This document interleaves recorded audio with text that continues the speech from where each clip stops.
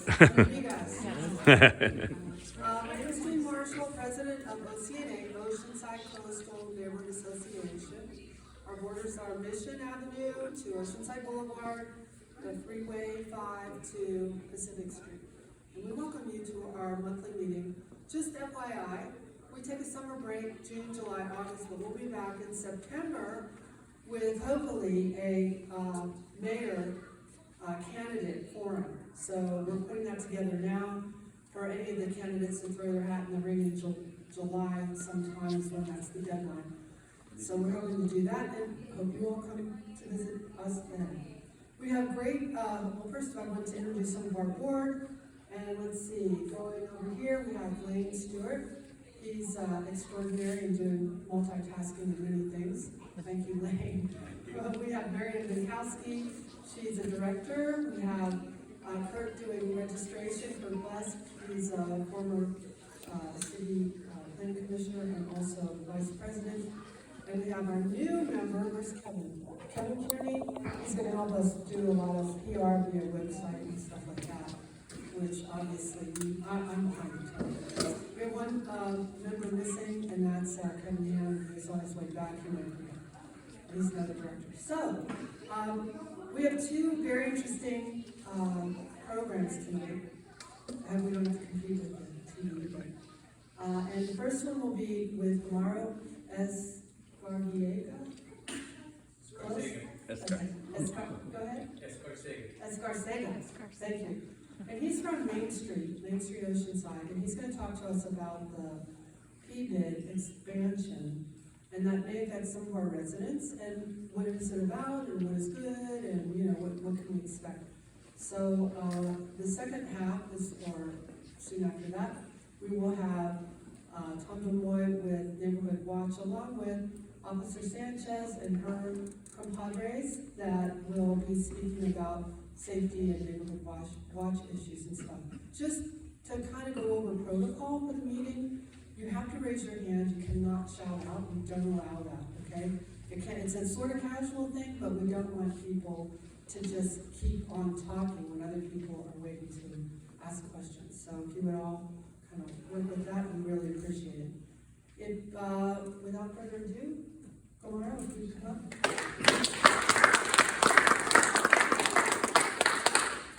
Well, I want to make my presentation a little brief, not too detailed. I'll be doing a lot of talking. But I just became the CEO of the company. I got this cool little title here. I didn't realize how crazy that would do, but it's been pretty exhausting in the last few months here. But it's good because I signed up for this many years ago. It's this transition that I started with Rick 11 years ago. I came on board in 2013. And reinstalled the Main Street program, which I'll go over. So I'm going to go over just a little brief of what Main Street Oceanside is, and then lead to some of the things that we're working on. You start seeing a new brand coming up here. I just kind of, because of our first organization, our first group, where I are using our brand, our new branding that we have for downtown Oceanside. So this is a good opportunity to kind of know what we're doing here too. So this is who we are, Main Street Oceanside. This is our geographic area. I'm hoping you guys can see this here, but this is the downtown. There's the dark border here that you see. That's basically the zone which starts here in Wisconsin. Freeman Street is our cross street, and then all the way to Tremont Street, all the way down to Neptune. So there's a cross there, Seagate and Civic Center Drive, that goes down from the Interstate 5 west to the pier. And so it's 84 square blocks. You remember when I started here back in 2013, there was only 55 food and beverage establishments in downtown. Now there's about 110 to 120 now, and they keep adding it. So it's been great to see this. We are a $3.8 million nonprofit organization. A lot of our funding is restricted though, and most of it is restricted, but a lot of it is unrestricted, and this is where the Sunset Market, our special events, actually raises funding to provide resources for downtown businesses and the residents of downtown.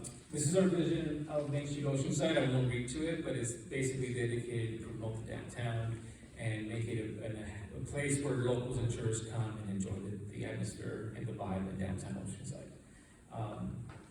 And so this is what I was brought to do is to reestablish the four-point approach. Nationally, there's about 1,600 Main Street programs. There's 6 here in San Diego County. County Carlsbad is an aspiring one, not a Main Street program yet.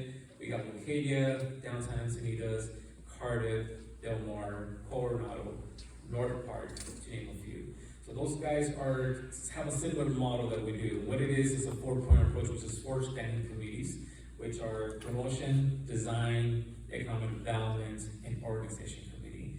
These committees are comprised of volunteers and consist of downtown business owners, residents, Jane is being one of our volunteers in our design committee.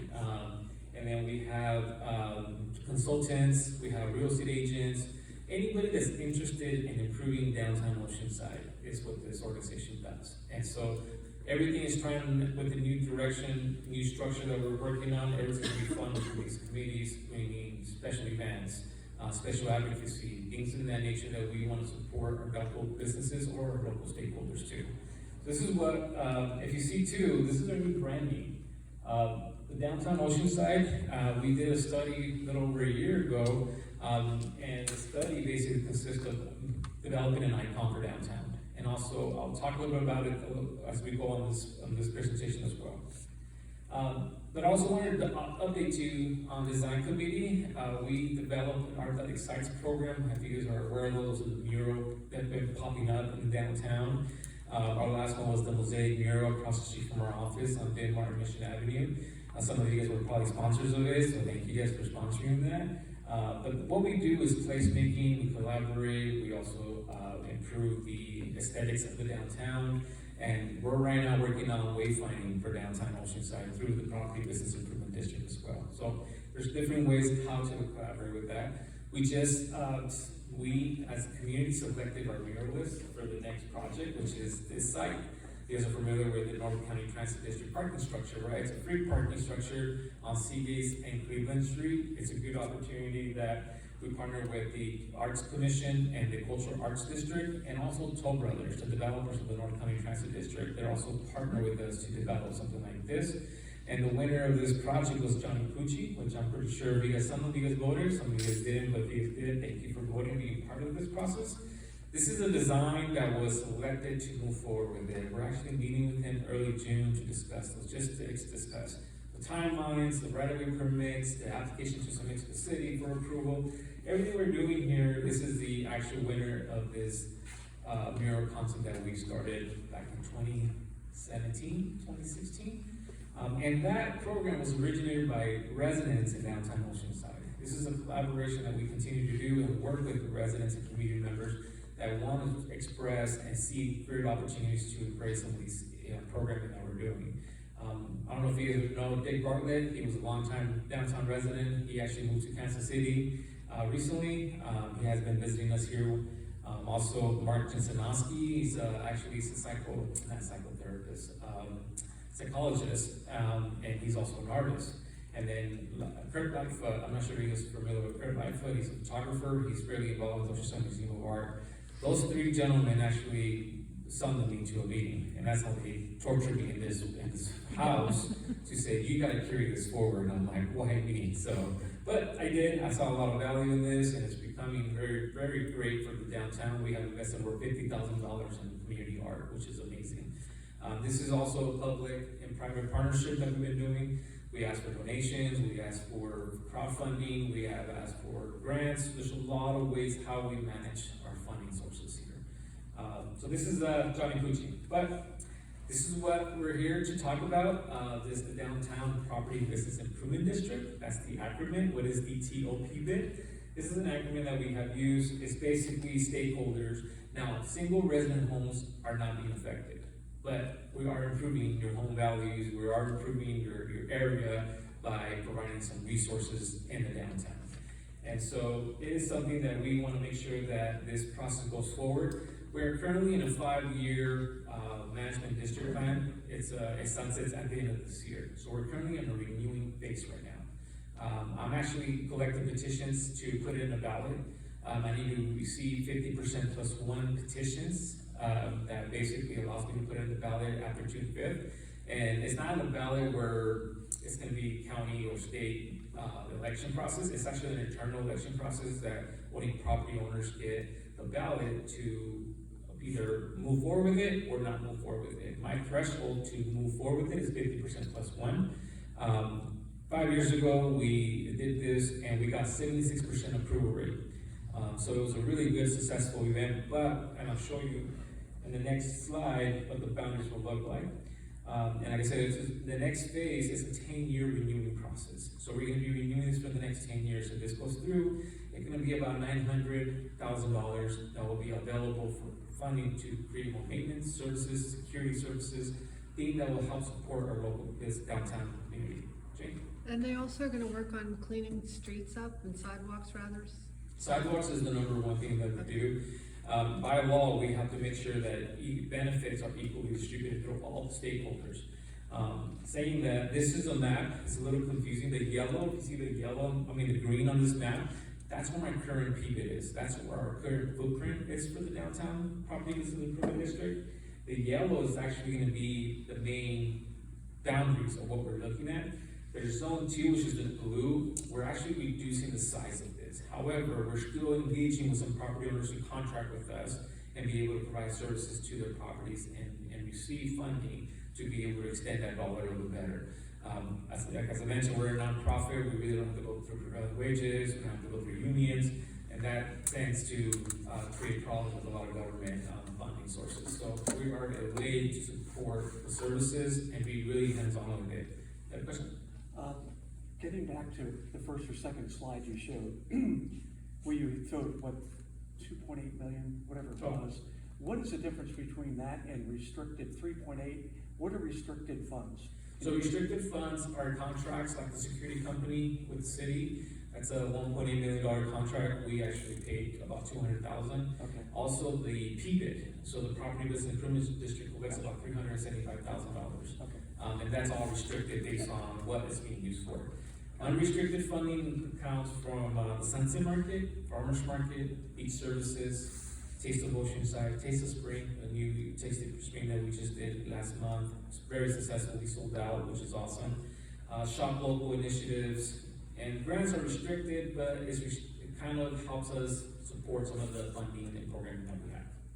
So it says, what is a DTO, your acronym? Mm-hmm. It's a clean and safe program. Can you elaborate on that more? So it's basically the downtown property business improvement district is designed to be a clean and safe program, which is we do pressure washing on all the sidewalks, we do glitter removal, graffiti removal, we're doing also security, enhancements of security.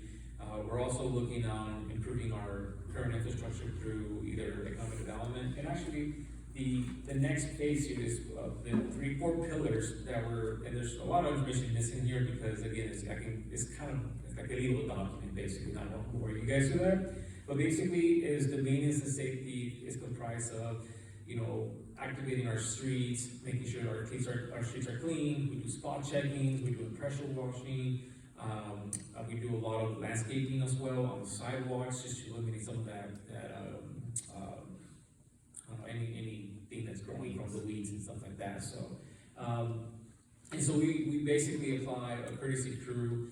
We have about 3 to 4 courtesy crew in the morning and the afternoon now, and they go throughout the district. Basically the boundaries of the PBIT right now, and they go clean up on a daily basis. 7 days a week. Security, it's a safety component. It's a 7 days, 24 hours a day. So it's pretty much active. We're looking at different strategies, how we can improve this by doing potentially AI cameras. So in case of an issue happen with somebody stealing or vandalizing, and somebody spot a description of it, this might be an opportunity for the PD to also partner with us through this, where we can allow them to have this platform and be able to search who's doing bad things out there. It will be a really leg up on our end, and also probably reduce our labor force. Labor is very expensive, and this is why it's so expensive to do a security company. I don't think it's fair that we keep applying Measure X funding on this. In the future, I want to reduce that to really low Measure X funding if possible, but also find different strategies how we can extend that dollar a little better. So it's definitely something that we're looking into. Destination development, economic enhancement. These are things that we're improving. We have a landmark sign that we're working on right now. As a matter of fact, I'm actually lobbying to get some funding for it because we have about $200,000 that we banked in the last 5 years. COVID was a really important year for us in the sense that it allowed us to save some money, and now we're leveraging that year to support what we're doing today. So it's been really challenging, but very rewarding as well. We were able to manage those fundings. Laura? Is that the sign that would go over like Carlsbad has, that kind of sign? No, it's just basically a landmark sign. It's gonna be in the intersection of Cleveland and Tremont Street, right above the Sunset Market in the center. And it's basically a suspended giant O from 4 poles. And it's gonna be suspended about 17 or 18 feet. And it's gonna project lighting on the ground. So it's gonna be a really awesome, like, placemaking, picturesque, design that we're trying to do, and it's aligned to the pier as well. So it's a really walkable area that we want to create to support our local businesses as well. So really, it's going to be basically stainless steel that's going to be holding this. We're going to rig it, but it's going to be a stainless steel structure that's going to be 13 panels with, you know, different types of lighting sources on there. So it's going to be pretty exciting to see. Also, advocacy and administration. Advocacy is the one piece that Main Street has never done well, or have never had the chance to do it.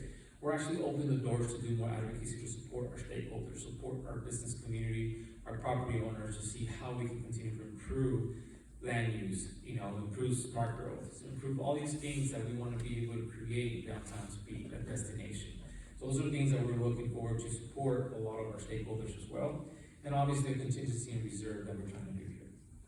This is a theme of downtown with the sub-districting here. So this, I'm going back to branding here. I wanted to show you this slide here because I think it's important how we're doing downtown Oceanside. Downtown Oceanside is a pretty big footprint of what we do, and I think people get lost. And so with our branding, we decided to sub-district downtown. If you see from Wisconsin to Seagate, it's called South Coast District. If you go from the Pier District, where the pier, 8 blocks, 9 blocks around there, that's going to be called Pier District. We have Mid-Mission District, we have Mission District, Coast District, Municipal District. These are all districts comprised of creating a future, potentially a future specific plan for downtown. And that will be consist of many land uses, what type of businesses we need, what type of professional businesses we want to put in there. And this is going to help with wayfinding as well. This is something that we're looking to be more strategic in the future, but this is one of the initiatives that we're hoping that the PBID renewal tackles here in the near future.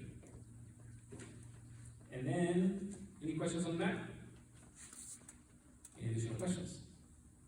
Laura? Sorry, when you said assess, what do you mean, tax people? It's not a tax. If you're getting benefits from it, it's actually a benefit assessment, which is a fee for services. And so it's not classified as a tax actually, it's you're getting something in return when you're paying into it. When you do a property tax, there's not much in return because that money's already earmarked to something else like schools, other public, you know, products. Right. The assessment is an extra additional benefits of the services that we're providing to the property. So how does that get assessed? Is it, It goes to the property taxes, the dust. So the property taxes collects the money, the county collects it, then partners with the city to distribute that money, and then the city partners with Main Street Oceanside to manage the management district plan attached to that funding. I see, okay. Lane? And what the percentages would be based on what the property taxes are per, okay. It's not a percentage actually, it's a square footage amount. So for commercial, it's 25 cents per lot size, per square foot. It's 18.5 cents for public property, 12.5 cents for religion and nonprofits. And then we have condominiums, I believe, at 6%. So I think it's 6% for condominiums, or 6 cents per lot size, or per square footage of their space. Yeah. What? Are there any, in terms of the art, are we pushing towards local artists? We're pretty much open. We're talking about competition. So we want to get the best of the best out there. We always like to bring locals in here, which they've been part of. The last one that we did, Mike Stack, he was part of a design committee actually too, and Johnny Pucci, they're only 365 votes away from winning that. And so we see an opportunity, and so the design committee is also looking at how we can work with Mike to be able to produce more of a mural of some type in our property. We understand that sometimes the local communities not aware of the RFP process. As a matter of fact, we started an entrepreneurship pipeline program with Merritt Vista College, and we're actually doing a mural workshop in June with the cultural district here to do how to leverage these opportunities and engage more with our community, because it's important that they also compete with us in the process. We just can't handle these projects to these community members or select a project with no vetting them. And that's something that we're really working on very hard, to vet these projects and make sure that we get the best of the best and dance with it. Okay? Is this fee for everybody in the city of Oceanside? No, for the PBID, it's just zone driven. It's basically a boundaries that we have, which I've demonstrated here. It's the yellow and the green is what we're shooting for right now. And actually the blue up here as well. And that's the only people that vote, sorry. Is that who votes? Yeah. Only property owners get to vote for this, because they're the ones getting the benefits.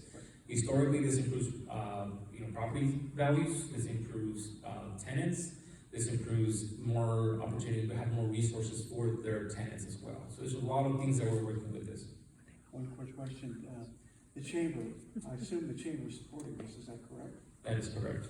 They're actually looking at doing some assessments also in commercial areas outside of the downtown. Yeah, okay, I haven't heard about it, so I'll talk to Scott at the next meeting. Yeah, we would love to talk to you about that. Okay, we need to wrap it up because we have some other things, but one more. One more question. Can we get your contact info? Absolutely. Gift cards. I have one maybe. Gift cards? Yeah, one. Take a picture of it. I'll make sure to get you, I think I have more, I'll drop some more in the thing here, so. But if you guys have any questions about what we're doing, if you guys want to get involved, please let me know. Always open hand, open arms. Yeah, I can be around for a little bit. So you can tell them, you meet every Tuesday, the first Tuesday of each month. Yeah, Tom Benoit is actually one of our board members too, by the way. So if you want to see Gumaro every month, the first Tuesday of each month at Main Street, Oceanside, and that's Ditmar and Michigan Avenue, at 8:30 in the morning. And they provide donuts and coffee, so. If anyone wants to take a photo of his card, he's passing it around. I think I have some more. Okay, great. Thank you. I also want to mention, that he kind of rolled over quickly, is that each of those murals, and it's not a transit center, or it's not North County, it is a city-owned parking structure that they're going to do this mural on. Each of the murals, each of the, all the stuff that's going to happen goes to a community-wide voting process.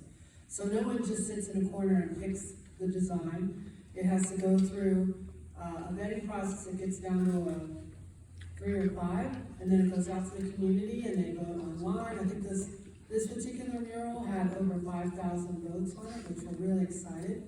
And so it is a very community-inspired process and results. So just want to mention that. Now, without further ado, I think he's passing out some cards. Without further ado, I'd like to bring up Tom DeMoy or Ashley, which one?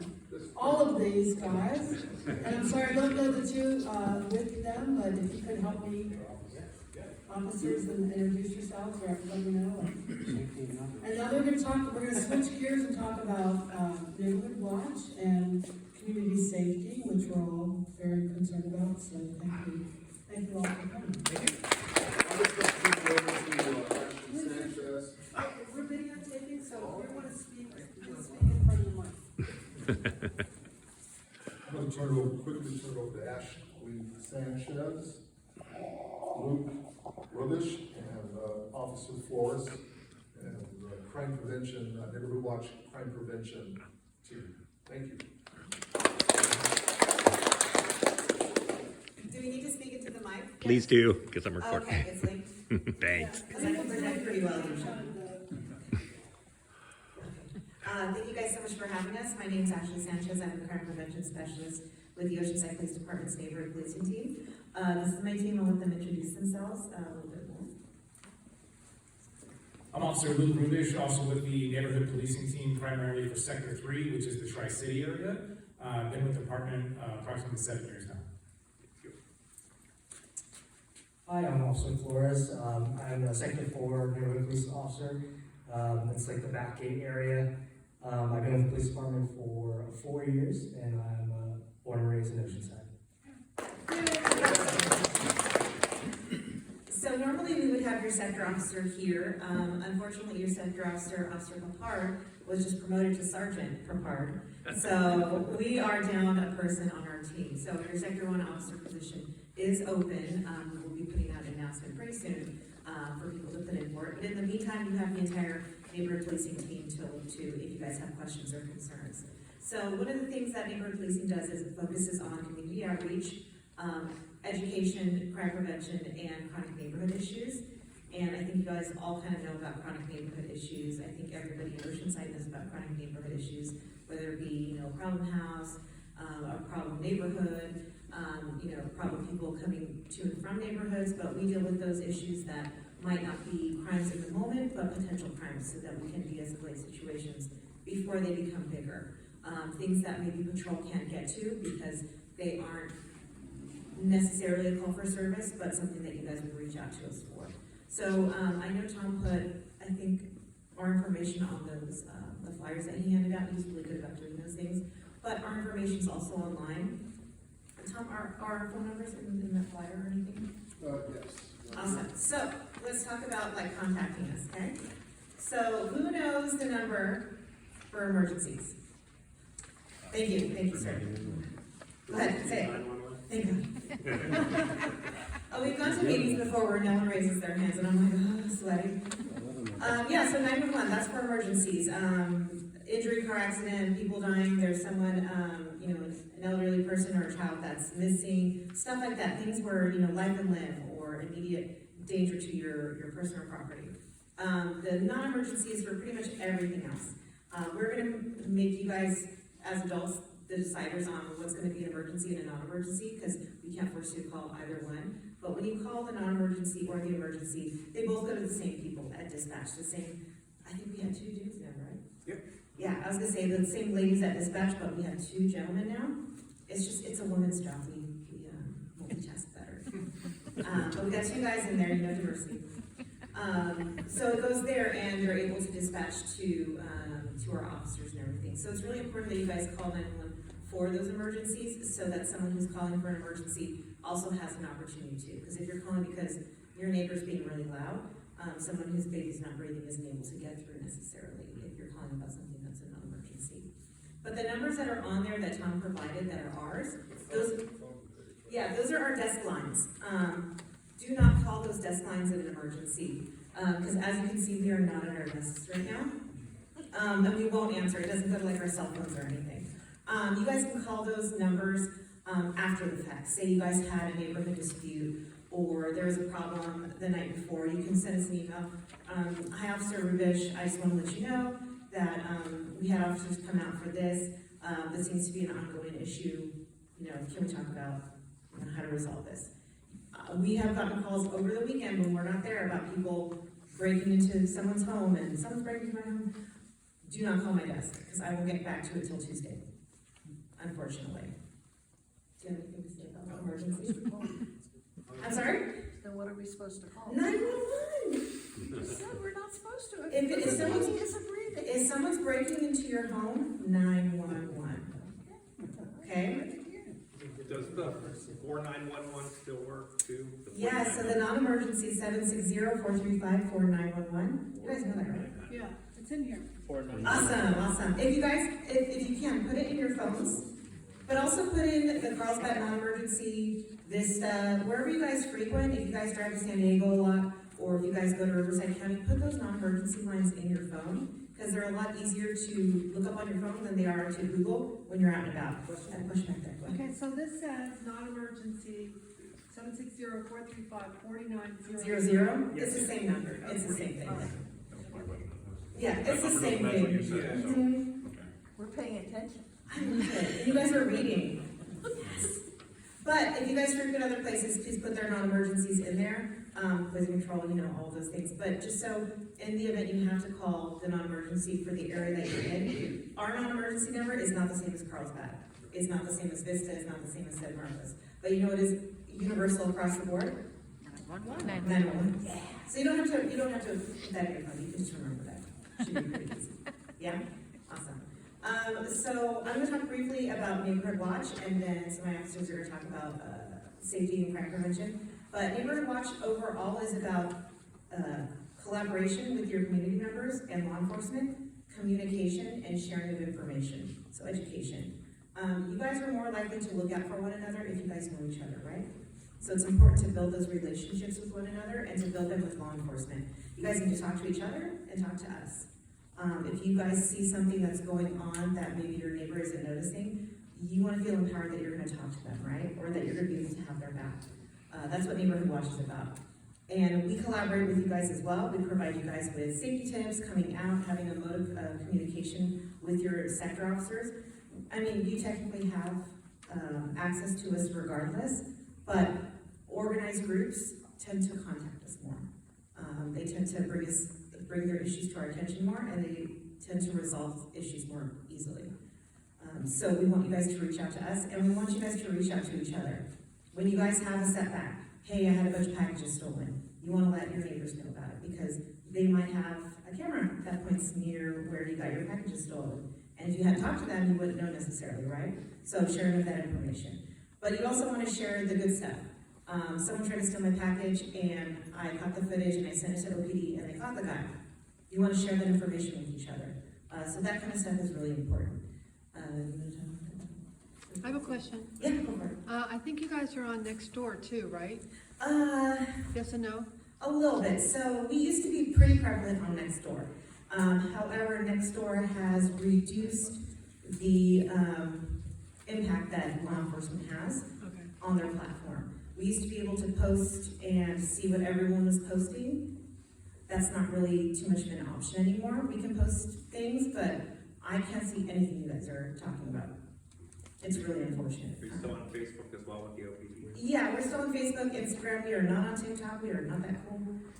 We have a Twitter account, I believe. But yeah, we will post on there, and it'll be, you know, crime alerts or road closures, but also fun stuff. Like we'll post our coffee with a cop on there as it's coming up and then as it's happening. So it's a good way to see what kind of events we're having. Unfortunately, I don't think the city's website is really up to date with the events that we're going to be at.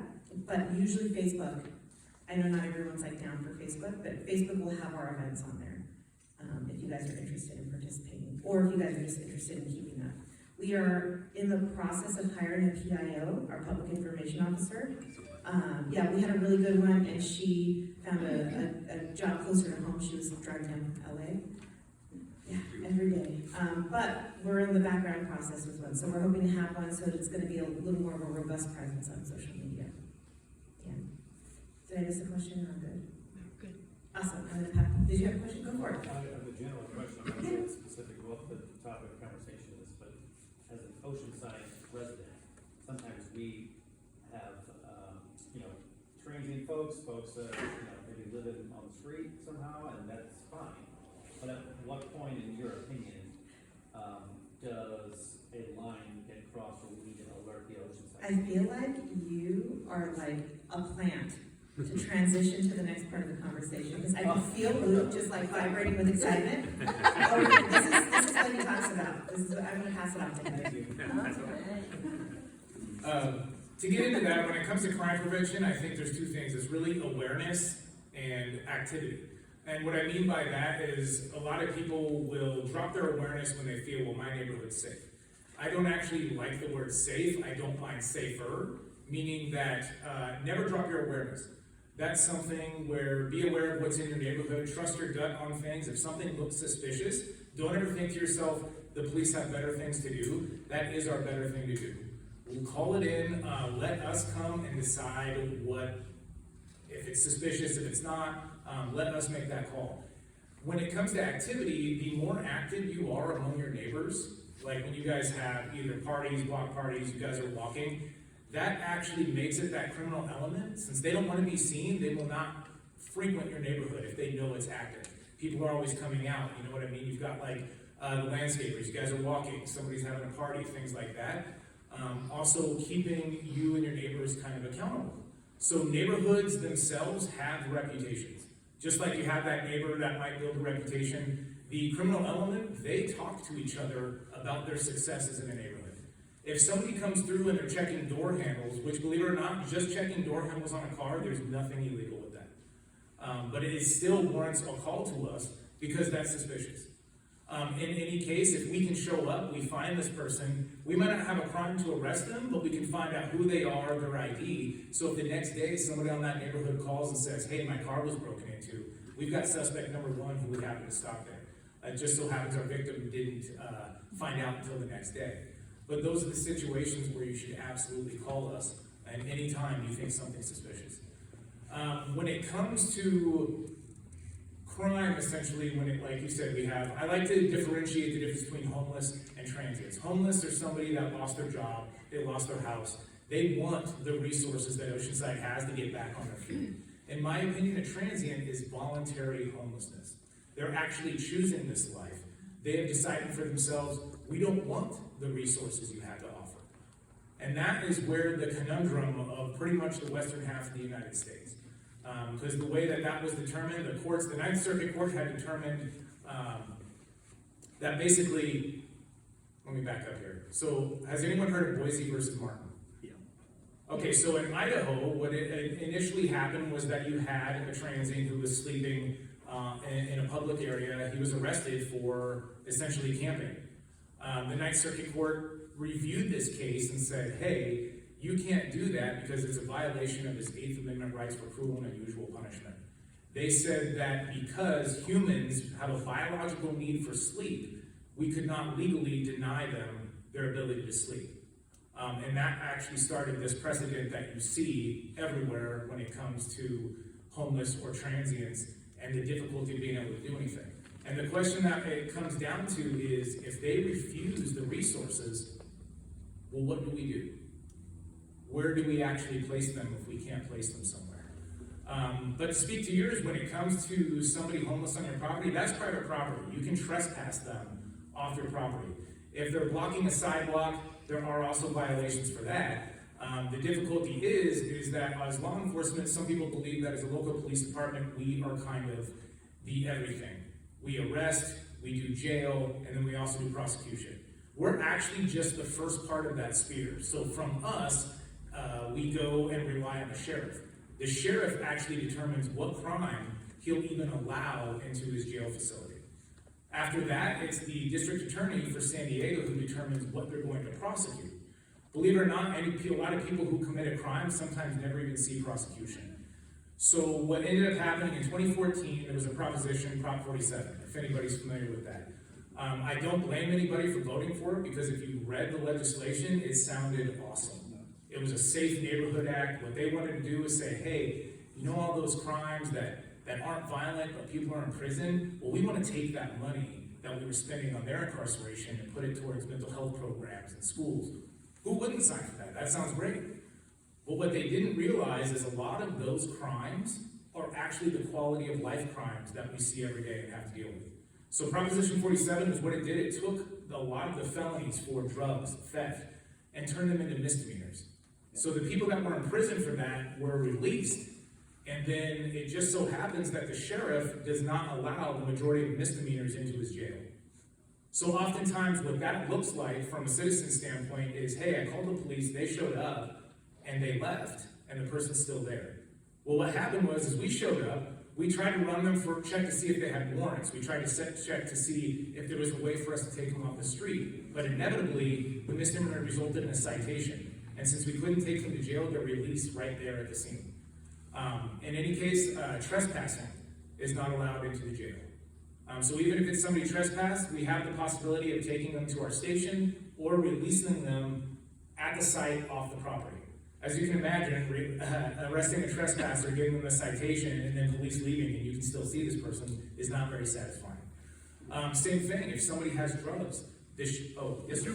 Just follow that line, because we've been experiencing this at our condo down by the beach. Yeah. The police escorted the woman who'd been trespassing multiple times. We have her on film. Took her out to the sidewalk, literally 100 feet up. Took the handcuffs off. Said, "Have a nice day." I don't know if they gave her a citation. What are we expected to do? Because she's just right there, able to come right back into the property. There are certain cases where you have to kind of beg and plead with the watch commander of the jail to say, hey, can we bring them there to hold them for an hour and release them? But that's where we're at with a lot of misdemeanors. It's actually the same for drugs, illegal drugs. There was a time pre-2014, if somebody was caught with methamphetamine that was just about as much as a pinky nail, they served prison time. It was something very severe. Now with drugs, the maximum penalty that somebody can face is that they have their Fourth Amendment rights revoked for search and seizure. Aside from that, the sheriff does not allow any drug charges into his jail, and the DA, their maximum prosecution is the fourth waiver. So what happens is that even if we find drugs on somebody, we confiscate the drugs, write them a citation, and they're released on the scene. If they're under the influence and they cannot take care of themselves, we can't take them to jail, but it serves as more of a sobering facility where once they're sober, then the sheriff will just release them back out. To go back to the trespassing question, which is where we started, nothing's going to happen, is that correct? No, that's our experience, but is there something supposed to happen beyond that? It's kind of keep calling, because we don't have anywhere to place them, especially if the sheriff does not allow them to jail, we have nowhere to bring them, aside from off the private property. Question. Hmm? Do you have recommendations for abating this kind of thing, or, not letting, what do you recommend For to? repeat offenders. Yeah, what do you recommend for people, or in this case, their property, to do to stop people from coming in? So oftentimes it's taken kind of like a civil matter. Often officers can give you the name of this individual and you can seek a restraining order against your property or your person. In those cases, restraining orders are black and white. If somebody violates a restraining order, the sheriff will take them into jail. That's an option. How long they're in jail, we don't get any determination of that. I've had people that I arrested for a righteous assault with a deadly weapon and they were out within 3 days. But if they have a restraining order and that's for a certain amount of time, if they continue to violate it, does that elevate their? It could, that'll be up to the district attorney to say, hey, you've done this 8 times in the last month. Yeah. We're going to go even further. Us as a police department, we don't have any kind of say when it comes to that. Oftentimes after they go to jail, we never even hear another thing of it. So then you're recommending if this, like what he just described, happens, they can go to the arresting officer and get the name and then file a restraining order against that person. And especially if a police report's taken for that, then Yeah. because they're the victim, you can go down to the police station and actually get the report as well. Perfect.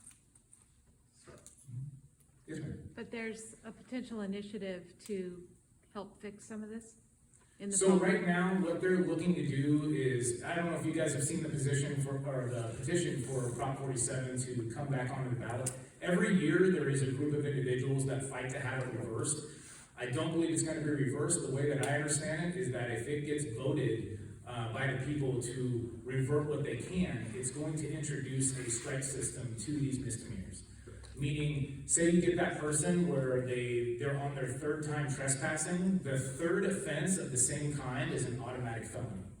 And the sheriff will take felonies in jail all day long. It's the misdemeanors that we run into. And the misdemeanors are the thing that are that quality of life that we see every day, and those are like the basic crimes that we run into. So you're saying that this Prop 47 is being circulated now for? So it passed in 2014 initially.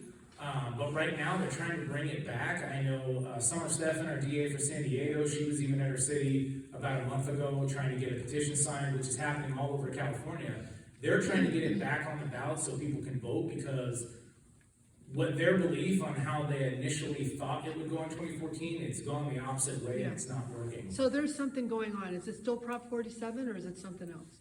I don't know, I think it still might be called that, or some sort of revision of that. It's Prop 47, and they've got twice the amount of signatures that they need Good. to do that. So Yeah. whether it qualifies for the ballot, who knows? But Because we have we have people in the city that have been cited 67 times in a year. Wow. And you know, when it comes to that strike system, a lot of these people habitually do it a lot, sometimes within the same day. You might very well have somebody that commits the same misdemeanor 3 times in a day, and hopefully when that last one hits and it's a felony, we can take them to jail and actually clean up the street, which is what we all would love to do. To me, if you commit a crime, you go to jail. Citations are reserved for traffic violations, essentially. Yeah. You know, it's not satisfying to go to a crime and write somebody a citation and release them right there. It's really not. I know how that looks, but it's not. Same thing with the Martin versus Boise that I mentioned. I don't know if you guys have seen in the news, but the Supreme Court is actually reviewing that decision. So they're removing it from the Ninth Circuit's hands and making a decision to find out what we can do if somebody refuses resources and we have nowhere to place them. What can law enforcement do to help them out? And I tell people all the time, Oceanside has 50% of all of the homeless resources in North County. And for a city our size, that to me is a ton of resources. Yeah. Roughly 48%, I think it is, refuse those resources that we have. And that's the conundrum, is we don't have anywhere to place them. People have ideas like set up this tiny village or this tent city. Well, then it comes to, well, we're gonna put it right here. Then the surrounding neighborhood says, no, not here, put it over there. It's this back and forth. Yes, sir? What are those resources? The resources are, there are rehabilitation courses, there's food, there's showers, cell phones, housing. Job training. You have, but here's the mindset that you're dealing with. Is anybody, in my opinion, that has a reasonable mind would say, geez, I'm on the street, I have this, I would love to get on a meal plan, get into a house. Well, you have somebody that is maybe not hooked on illegal drugs, but nicotine. They like to smoke. They will actually volunteer to vow out of the entire housing program because the rules do not allow them to smoke their cigarettes inside. So they would rather live on the street and be able to smoke their cigarettes than have housing, be on a food program or anything. So, you have to, it's like they say, it's hard to help somebody who's not really willing to help themselves or make those sacrifices. But we have social workers with our homeless outreach team, and we constantly, anytime we go to encampments, we do not just show up and say, slap the cuffs on and remove people. We show up with all kinds of resources from multiple cities. We offer vaccines, we offer vouchers to get into housing, medical help. We offer them all of these things, and a lot of times they're refused. And that outreach team, is there a number to call if you're concerned about someone, not necessarily a criminal act, but... Yeah, there's a lot of times, it comes up on our board as a check to welfare. And especially if you just describe to our dispatcher exactly that. Okay, they're not committing a crime, but it looks like, they're really unclean, they look like they could use some help, something along that nature. They're Henry units is what we call them, and they'll go out, they have a social worker that works with them exclusively, they'll stop off and try to relay those resources. The predicament we're at is that we cannot force anything on anybody when it comes to those resources. If they reject them, we actually have to respect that at that point and go that route. So, Officer Rubin, getting back to it, you don't train, it's not so much homeless, but transient population. A lot of times that comes along with not just being transient, but other activities that just aren't neighborhood, like littering and maybe some drug use. So, in our experience, we encountered littering and what looked like drug use, and we reported to the Oceanside PD, and basically nothing happened. So, what should we do? Like the transient person, their car is still there, and it's parked right in front of our house, legally, on the street. What do we do about this? When it comes to parking, that's something, so when somebody calls us and they say, hey, this vehicle's been here for a week, technically somebody can stay parked on a public street for up to 3 days. Are they allowed to like set up like awnings and encampments and umbrellas and beach towels and? They can't live in the. If it's in, so Parking code? if they're blocking a sidewalk, no. But when we can't even tow a vehicle if somebody's still inside of it. Because we just don't have the means, we're not gonna pull somebody out to tow it. That's kind of where we arrive with that. What should we do about this? We just kind of. No, keep calling. The point is when you guys call, every call that comes into dispatch is recorded. And it's recorded in that neighborhood. Those statistics are gathered to decide if a task force, which we do have our crime suppression task forces all over the city, it just takes our resources and we focus one area. Well, we come out, contact that person, like I said, we check to see if there's warrants. Kind of kill them with kindness. If somebody keeps coming around and asking them and talking to them, nobody wants that police officer to keep coming around. Oftentimes they'll move, but all that does is just move it to another neighborhood out of one. I like to say it kind of works like beehives. You get rid of the one hive growing on the tree, the bees just build elsewhere and build a hive somewhere else. And that's how it kind of works. It's almost like a big clock in the city. We clean up one area, it moves to another, and essentially it ends up coming back around. But what about the trash though? Like there's trash emanating from these kinds of vehicular encampments. What do we do? If the trash, that's a citation for us, but it's an infraction if we can actually see them, that they're the ones.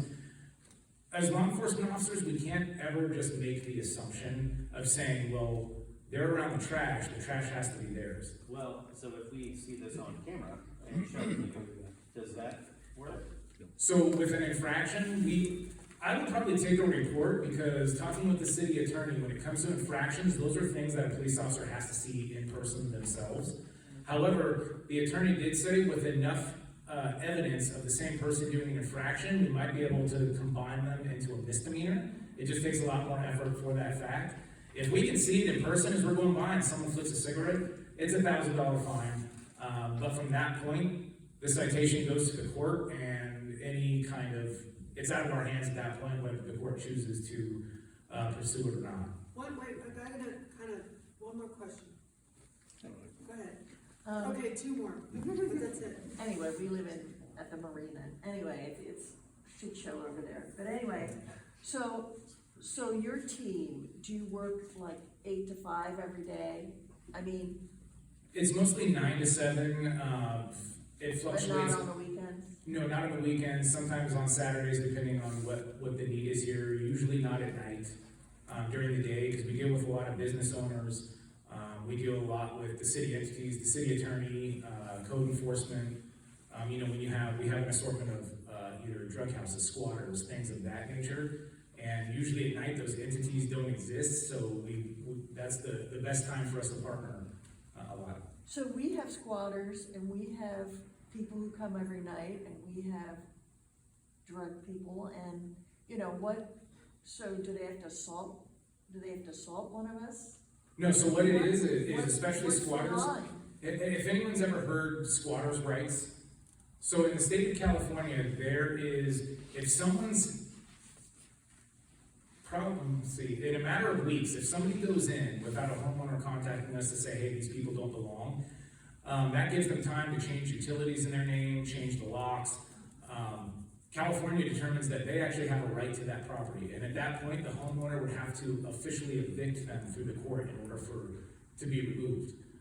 If it's only been a matter of days and someone says they don't belong here, then we can trespass them, possibly even burglary, depending on the situation. But oftentimes, that's what it takes. That's one of the things about the awareness when you realize knowing your neighbors, saying, hey, I know so-and-so's on vacation, they don't have kids, so if somebody gives you that, oh, I'm so-and-so's son, call us, we can come out, start an investigation, get the homeowner on the phone, and go about it that way. We have 2 more questions. So what can we do about the domestic bombings that are going on? I'm not talking about Camp Pendleton, I'm talking about Seaside. All these fireworks, these illegal things that are going on, they're huge. We've got PTSD, we've got kids, we've got pets, nothing's being done. It's the same thing for the 4th of July where we have It's starting now. No, it's an infraction, it's the same thing, we have to turn the corner. I only know of one officer about in the last 20 years that's actually been able to write a citation for it, because they turned a corner and saw somebody light the bottle rocket that flew right at them. How do we help? Call as much as you can. If you can find out who, we can have the conversation, but without us actually seeing it, especially an infraction. We can't raise the fines, we can't do anything? That would be something you guys do. It's not anything that we have control over as far as fines, city ordinances, city codes. That's all residents and voters. So nothing. Okay, one more question. One more question. First, thank you for your service. Thank you. Thank you for your support. Second, would you think, is crime on the decline or? So crime is down 12% from last year, overall throughout the city.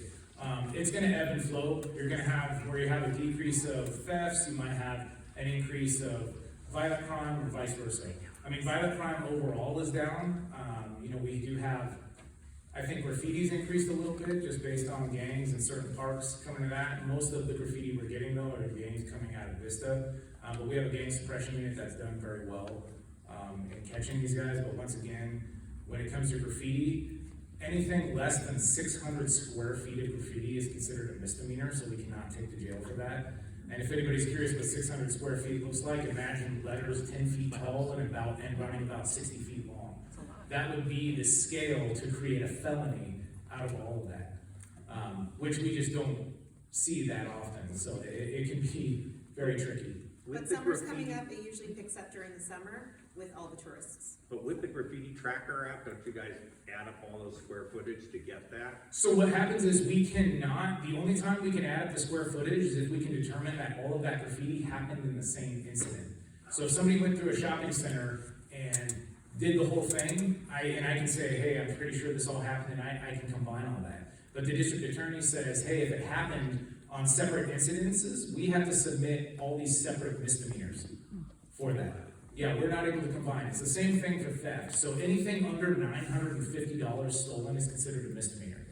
If one person comes into a store, steals $900 worth of everything, we catch them, cite them out right there, they can come back the next day, steal another $900, and we cannot combine the cost because they happened on different days. Okay, I'm gonna need to wrap it up, which I really appreciate all this information. We could talk forever. I know, before I go though, I hope that you all take one of these, because in here they have something very important. It's called public stuff. Okay, and you want to put this on, there's an app, or you can just go public stuff, it's on our website, ocna101.org, and it has a link. So public stuff, which is part of My Oceanside. And what you can do is report trash. You've got pictures are worth 1,000 words. So always take a picture, you can upload the picture, and then you can report it, and they have some evidence. Okay, whatever that evidence is, okay? And so there's homeless, there's Main Street, which is /gatekeepers, which is that security firm that OCNA was able to have them extend their watch through Seaside, free to us. So that's really good. That's what Gumaro was talking about earlier. That's Measure X. Make sure you vote for Measure X. Okay, and then all these other things on here about graffiti reporting and stuff like that. And all of us have e-bikes, or if you don't, you probably will get one soon. Register it, okay? Because then if you haven't had it stolen, because it's a hot commodity, at least there's some record of what, where, how, and it's tagged. So We they had one find it. today that was recovered, Yeah. and it was registered, so we're able to get it back. See, And so, my bikes are registered, thanks to Ashley and the team. yeah. And it's free. Any bikes, Completely free. it could be the Anyway, regular old-fashioned but bikes. especially- So we're gonna wrap up tonight, but I wanted to thank them. And, you know, one of the things that was mentioned early on with Officer Sanchez is that we need to be each other's best friend and help each other about these reporting things. And, again, use public stuff, because it creates an incident, and those incidents are tracked, and they send more services to those areas, okay? Yeah. It's all community involvement, neighborhoods, friends, Yeah. we all stick together. And you guys have louder voices than we do. Right, yeah. And what that means is oftentimes if we take a complaint and we go to the powers that be, it seems to fall on deaf ears, where if you guys actually, you go to the council meetings and you actually say, because you're the taxpayers, the city's more likely to listen to you than if we are just kind of like that liaison messenger. Okay, good. Okay, thank you all for coming. Thank you. Don't forget